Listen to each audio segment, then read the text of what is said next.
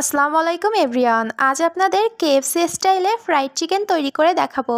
আর খুবই অল্প উপকরণ দিয়ে আপনারা বাসায়ই কেএফসি স্টাইলে ফ্রাইড চিকেনটি তৈরি করে নিতে পারবেন। বাসায় একবার তৈরি করে খেলে কিন্তু বাইরে থেকে আর কিনে খেতে মন যাবে না। চলুন আমি রেসিপিটা শুরু করি।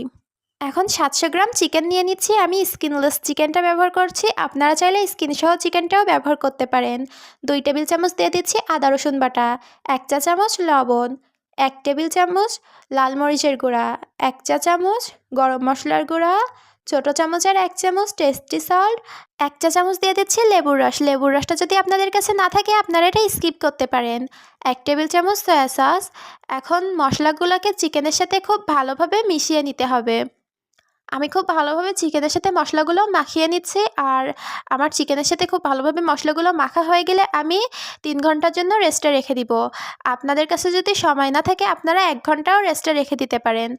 এখন ফ্রাইড চিকেনে ময়দার কোটিং দেওয়ার জন্য একটি পাত্রে নিয়ে নিচ্ছি মেজারমেন্ট কাপে 2 কাপ পরিমাণ ময়দা, 1/4 কাপ কর্নফ্লাওয়ার। কর্নফ্লাওয়ারটা যদি আপনাদের হাতের কাছে না থাকে এটা স্কিপ করতে পারেন।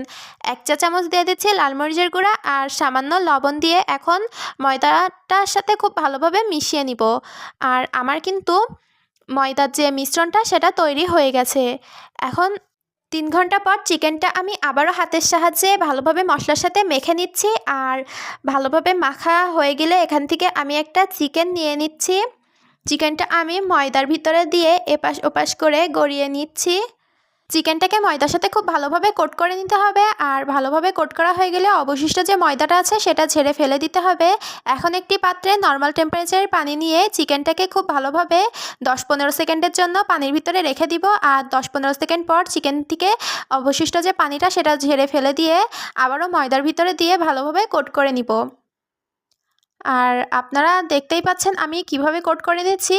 উপরের থেকে ময়দা দিয়ে তারপরে ময়দার উপরে চাপ দিয়ে আমি চিকেনটাকে কোট করে নিচ্ছি ময়দার সাথে। ভালোভাবে কোট করা হয়ে গেলে অবশিষ্ট যে ময়দাটা আছে সেটা ঝেড়ে ফেলে দিতে হবে। আর আপনারা কিন্তু দেখতেই পাচ্ছেন কতটা লেয়ার ক্রিয়েট হয়েছে। এখন আমি গরম ফুটন্ত তেলের ভিতরে চিকেনগুলো দিয়ে ভেজে নিব। তেলটা আমি আগে থেকেই ভালোভাবে গরম করে নিয়েছিলাম। এখন চিকেনগুলো দিয়ে দিচ্ছি। চুলার ফ্লেমটা আমি মিডিয়াম থেকে লোতে দিয়ে ভালোভাবে এপাশ ওপাশ করে লাল লাল করে চিকেনগুলো ভেজে নিচ্ছি। আর আমি প্রত্যেকবারই চিকেনগুলো 10 থেকে 15 মিনিট করে ভেজে নিয়েছি।